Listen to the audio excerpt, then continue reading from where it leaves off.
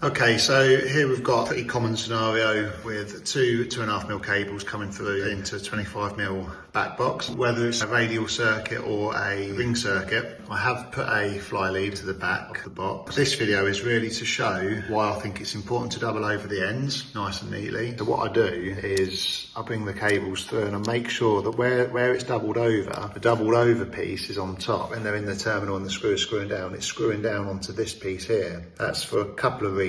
So if you screwed it too tight and it did break the copper, it's going to break it at the top, and so that means that the rest of the connection will still stay very much intact into the connection. Whereas if it was twisted around the other way,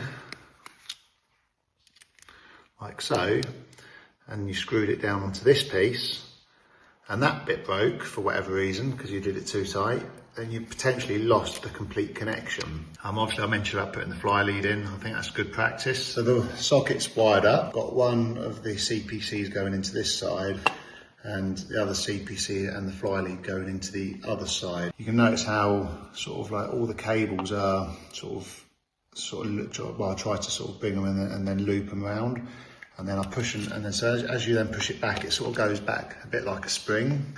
So then I pull it forward again, and I just tighten up. I just check over the connections again, just to make sure that they're okay.